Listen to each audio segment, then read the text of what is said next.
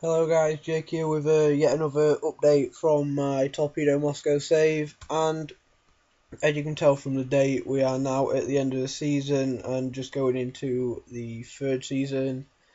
So I will show you the fixtures that I ended the season with, as it was a pretty good end to the season actually. Left there at the Krasnodar game away from home, so next game after that was a 2-1 home win over Amcard Perm, and we won't be able to see it for a minute as my laptop's lagging as usual. And you can see it, a very it's a balanced game. Like, there's nothing in between. I can't get any more words out today. There was nothing between either side, and you can see we actually fell 1-0 down, and straight from kickoff, Serdarov went and equalised, and Matt Smith grabbed the winner with just over 10 minutes to go. On to the next game, which was, I don't know what. So down was a 2-1 away defeat to Rubin Kazan, who at the time of this game were third and we were fourth, so it wasn't too bad of a result, I suppose. And you can see there, we did get dominated. We did deserve to lose, as, like I said, we didn't really turn up. So, yeah, that's it with that game. Fuck's it, keep going to the top. Next was a 1-0 win at home over Gazvik Orenburg. This was an average result, I suppose, as Gazvik actually got relegated in the end, so we probably should have beaten teams like this a bit better.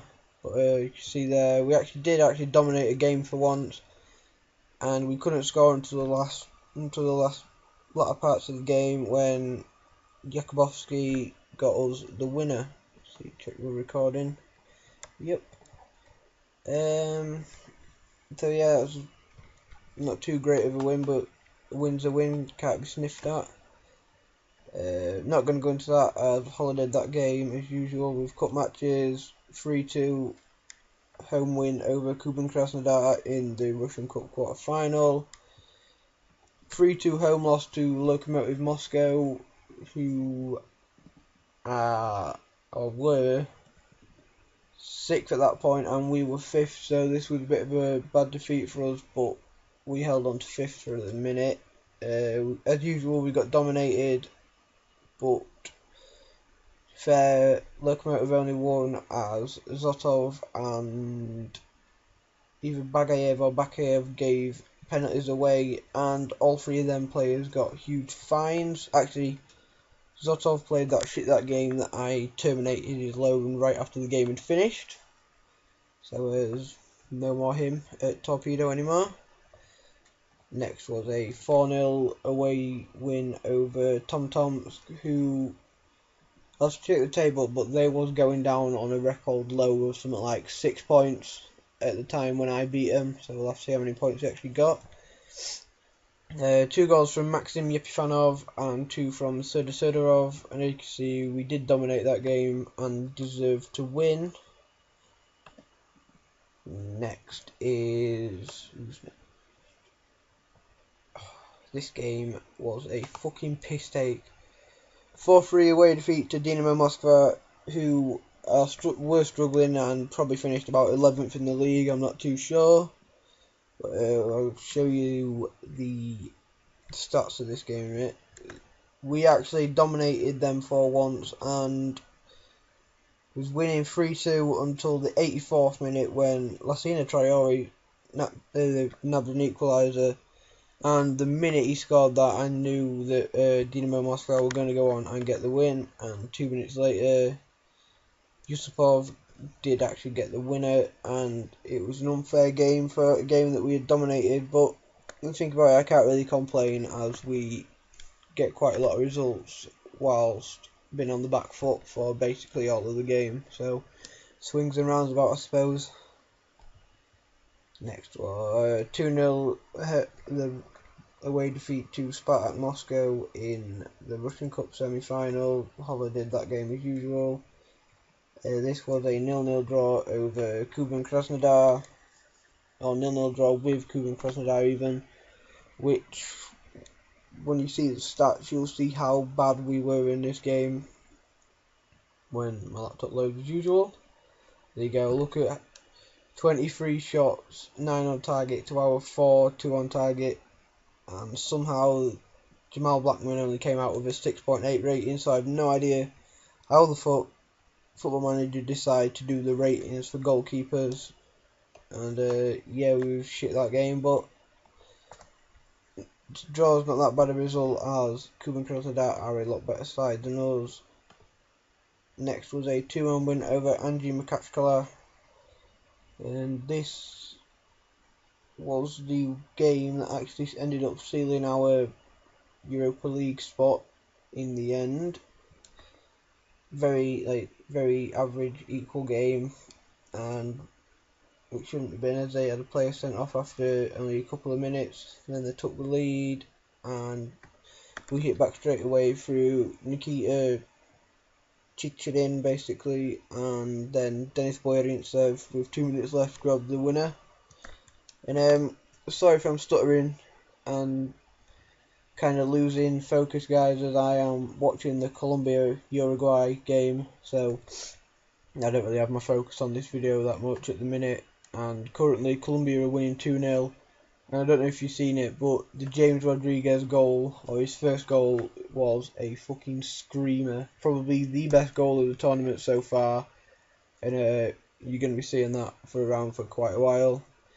And to end the season, we finished with a 2-1 away defeat to Krylia Sovetov Samara in a game which I believe we got dominated yet again, and we did deserve to lose this. The stats don't really say it that much, but I think they had something crazy like 6 clear-cut chances, or to our 2, so we did deserve to lose that. But fortunately, it didn't end up costing us in the end, as I will show you the end, or the final table, stages, last season. And as you can see, we came 6th with CSKA Moskva just 1 point behind us, and because the Russian Cup final, either winner or runner-up normally gets the last Europa League place, which is actually 6th.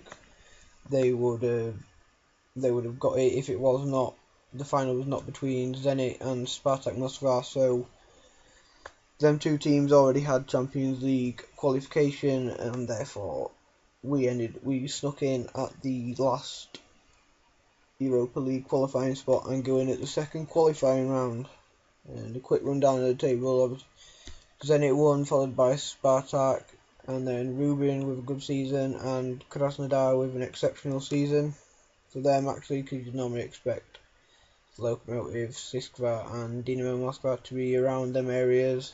So after Krasnodar was Lokomotiv, Torpedo, CSKA Moskva, Krylia Sovetov with a pretty good season for them, Kuban Krasnodar with a bad season, Rostov probably about where they expect to be, Dinamo Moscow with a shocking season, and Anji with a shocking season. Well, they are shocking in real life as well, as they got relegated, and it's good news all round. And in the relegation playoffs was Amkar and Volga Nizhny Novgorod, but obviously, as you can see, they haven't been relegated, so they must have won their games. And getting relegated was Gazovik Orenburg and Tom Tomsk, who actually finished on 10 points, so it's not as bad as it sounds, but still pretty fucking shocking. Do a quick rundown of the tables, and then I will show you the signings that I have made for the upcoming season so far. So, stages last season, Man City stormed away with the title, winning it by 8 points from Arsenal, who were followed by Spurs and Chelsea grabbing the last Champions League spot. Man United, Cardiff, maybe Liverpool getting Europa League and you can see we have Cardiff as a feeder club, so we may be able to get some good players in on loan from them if we don't have enough foreign players already. Anyway, Swansea, Stoke, Hull, Reading, Watford, QPR, yet again, going to say it, they should have gone down. Aids Club, Everton with a shit season, Sunderland with an awful end to the season, as with 5 games to go, they were just behind Cardiff in 7th with about 43 points, so awful end for them. Southampton, Newcastle, and getting relegated was Burnley, Villa and Leicester, who had a shocking season as well. On to the Championship, and Blackburn and Norwich were promoted, with West Ham winning the playoffs. Wigan, Forest came 3rd and 4th, and then West Brom occupied the last playoff place. Bolton, Huddersfield, Palace, Bournemouth, Brighton, Wednesday, Leeds, Birmingham, Middlesbrough, Fulham, Sheffield United, Derby, Wolves, Millwall, Blackpool, all, well, most of them with nothing to play for. Towards the end of the season, from Bournemouth down to, I don't know, maybe Fulham, so not that many teams actually. I don't know why I said that, because that was pointless. But anyway, getting relegated was Peterborough, Barnsley and Ipswich, and Barnsley and Ipswich had a shit season as well. League 1, Brentford, Charlton, MK Dons getting promoted, and you can have a look at the table if you want. You can see there Northampton, Colchester, Oldham and Notts County getting relegated. League 2, Bury, Swindon, Burton, Stevenage getting promoted, and Grimsby and Cambridge getting relegated. You know, as a Scunny fan, I detest Grimsby, so it's lovely to see them get relegated, even if it is only in Football Manager. Although they are in non-league now because they're bag shit as well. Blue Square Premier, Bristol Rovers and Dagenham and Redbridge getting promoted, and Guiseley, Southport, Telford and Hereford getting relegated. Blue Square North, I'm not going to read this one out.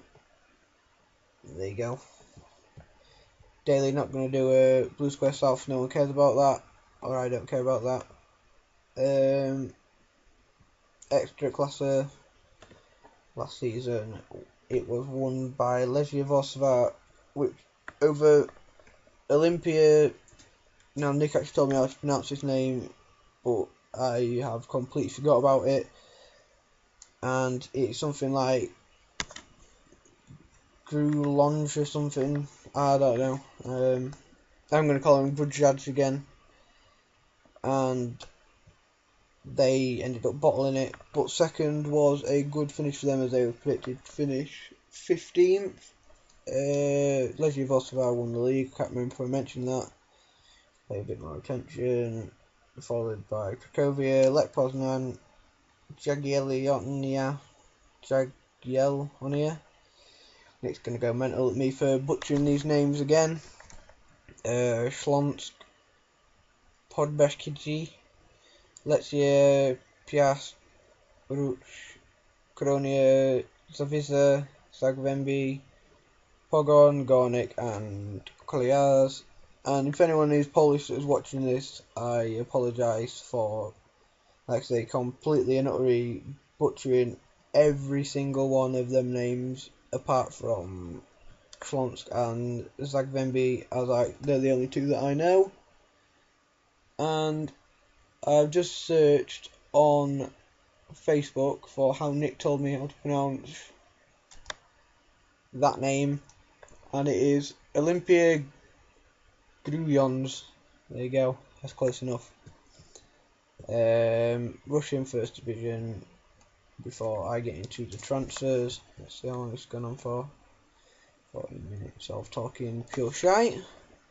Stages last season, Tedek Grozny and Arsenal Tula getting promoted, and Mordovia Saransk and Spartak Nalchik were in the playoffs, but no, they lost them. Getting relegated was Neftekimik Sokol, Sadatov, Kimki, Cheetah, and Chino, Moritz, Novosibirsk. And finally on to the transfers coming in this season. I don't know if show you all the transfers last year, I'll have a look. Yep. So coming in is for the third season Serdarov on loan from Angie Makachkala, and when it loads up you can see last season he put in a pretty decent shift for us in the games that he played, so I thought we may as well get him on loan again. And he's not that great of a player when you look at his stats or when it loads. When you actually look at his attribute polygon thingy, but he performs in the games, and that's the major thing. And then these next two were two pre-contract deals that I signed in January. First is Arsen Kubalov from Kuban Krasnodar, who is a Russian winger basically, and you can see there he's got pretty good stats and see how many games he played for Kuban. 14 last year, 3 goals, 6.75 average match rating. I think that Kuban have got a lot better squad than me, so getting almost half the league games for them is not a bad accomplishment, so he should be a pretty decent signing for us. Next is Tornik Okriashvili. Probably butchered that name as well. Oh well. From Shakhtar Donetsk on a free, and even though this was the Shakhtar second team, he got an average of 7.72, and he looks a pretty decent player. And just before I get onto these, I honestly have no idea what has gone on with my pronunciation, as I actually am normally pretty good at pronouncing names and teams and places and all that shit, but on the YouTube videos I've probably just come across as a complete and utter spaz. Like I say, I can't pronounce anything correctly basically, like you saw when I was pronouncing the teams in the Ekstraklasa. Anyway, next is Petr 10 from CSKA Moskva. He didn't do that well for CSKA last year, but CSKA do have a lot better team than I do, so it'll be a lot harder for him to break in. And also they had a shocking season last year by their standards, so that's maybe why he got that bad of a rating. And next is Ravil Netflin from CSKA Moscow as well. And on CSKA Moscow, you may believe that I am saying it wrong, as obviously they are known as CSKA Moscow. But when you actually look at the badge, and if you understand Russian, it actually does translate to CSKA in English anyway, so that is why I call them CSKA Moscow or CSKA Moskva, as obviously all the Moscow teams, their last name is not actually Moscow, it is Moskva, so I've become a bit of a footballing hipster on that, shoot me if you please. And Ravil Netflin didn't make that many appearances for CSKA either last year, but like I said, they're a lot better side than us, so it's a lot harder to break in. And on the outs, only one major out, which is Timo Kobzev to Zenit for 4 million. And Zenit just came in with a bid for him for I think it's something like 2.5, 2.6 million, and although it was a good offer, I wanted to let him go for a lot higher, and I counter offered for 4.5, and they ended up whittling me down to 4 million, but for someone who I got for 3.4k, only played 7 games for me, 4 million is a hell of a lot of a profit, and it actually sorted the finances out quite a lot, as at the end of last year, the board cut my wage budget from 150 grand a week to something stupid like 115. So the money it was able to bring in from the Kobzev sale, although I only got 800,000 of it, that enabled me to put the wage budget up to something like 138,000. And I will show you this. I am currently in the process of selling Alejandro Falling for 1.5 million, which is a pretty good deal, I believe. Although I would like to try get a little bit more money out of him, but these two bids have been non-negotiable ones, so I've had to either accept them or let them go. And 1.5 million is quite a lot of money for our club anyway. And players that are going to be coming in, hopefully, Denis Kutin from Spartak Moscow 2. You can see there, he's got good potential, and at the minute, although he's not spectacular, he'll do the job, and we may be able to sell one of the other defenders if we can. And finally is Maxim Mirovic from Kuban Krasnodar. I think he's going to cost me about 50k, as although it does say he's only worth 2.2k because his contract's expiring. On the contract or the approach to sign thing, if I signed him, I would be having to pay something stupid like 2.7 million in compensation. So I thought I'd just bid 50k and get him as soon as possible. And when you look at him last year, he spent last year on loan to Lashi in Romania's second division. He didn't do that bad, didn't do brilliant, but we might be able to push Matt Smith for a starting role, and it also bumps up the amount of homegrown players we have in the side. So I'm just going for top load of shit for this game. And as you can see here, we've got 1, 2, 3, 4, 5, 6, 7, 8, 9, 10, 11 foreign players in the side at the minute. So we need about a few more, I don't know about, but we need a few more Russians anyway, as you can only have 7 foreign players in the starting 11 at one time. So obviously we need some good Russians to maybe dispose or displace some of the foreigners from their positions anyway. Gail Kakuta. That guy was a bit of a letdown actually when I think about it. He didn't do as well as I thought he would. But anyway guys, it's gone on for long enough now, and this has been a bit of a boring episode, but well, most of my episodes are like this, so if this is a boring episode to you, then you'll probably find all my other episodes boring anyway. Especially with my voice, as my voice would be enough to, well, my voice is more suited to being a funeral director than a commentator on YouTube pretty much. Well, not a commentator, a video maker. Anyway, I'm going to end this fuck up of an episode here, and I'll come back with another update in a couple of days after I played 10 or so games, guys. Well, actually, before I go, I'll tell you, we play FC Minsk in the Europa League second qualifying round, so hopefully we'll get through that. Don't know why I didn't mention that earlier. I meant to, but I forgot about it because my memory's like a sieve. Anyway, see you later, guys.